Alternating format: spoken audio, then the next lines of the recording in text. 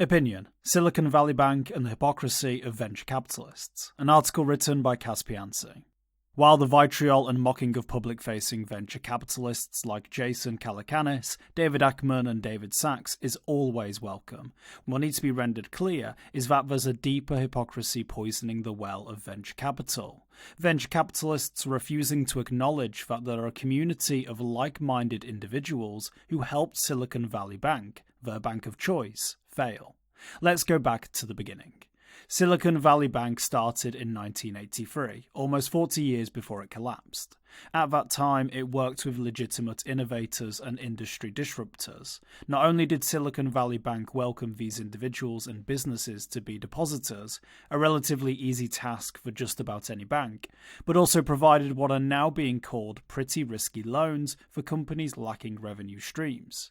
This business model, somewhat surprisingly, worked well. Even post-dot-com bubble and global financial crisis, Silicon Valley Bank appeared to be on solid footing.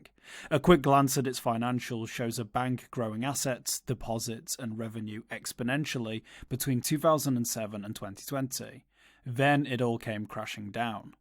Silicon Valley Bank executives made grave mistakes.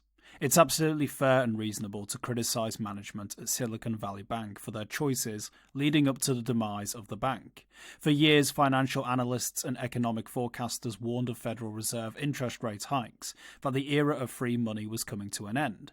Yet, in the year preceding its failure, Silicon Valley Bank was continuing to place funds into mortgage-backed securities and 10-year Treasury bonds that it couldn't cash out. This bank essentially found itself in a self-caused liquidity crunch, refusing to acknowledge the dire straits they'd sailed directly into. It also didn't help that many banking regulators and restrictions had been nullified in the run-up to the collapse. Executives at Silicon Valley Bank pushed particularly hard for mid-sized regional banks to be given a more hands-off approach from government officials. Their lobbying efforts were successful, but in early 2023, management made perhaps their sole intelligent, logical decision. They reached out to the very community they'd been supporting for 40 years and asked them for help. Venture capitalists took all lifeboats, let Silicon Valley Bank sink. On March 8th, Silicon Valley Bank announced an emergency stock sale that would hypothetically inject $2.25 billion into the bank's coffers, give it the ability to handle many more withdrawals, and face down the growing liquidity mismatch. Despite a large swath of Silicon Valley Bank's customers being literal billionaires and centimillionaires, almost no one came forward to offer cash to purchase shares. Instead, most decided it was time to withdraw their deposits. So, instead of offering a relatively minuscule amount of cash, at least to many of these founders and fund managers, they did exactly the opposite of what you want to do if the goal is to save your favourite bank. Once the bank collapsed, they demanded that the government change all the rules for them.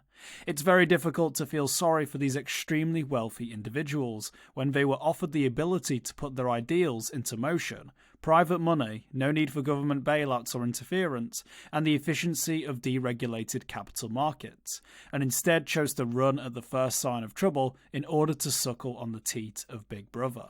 If venture capitalists and hedge fund managers think the public dislikes them for being hypocrites and loudmouthed morons, perhaps they should.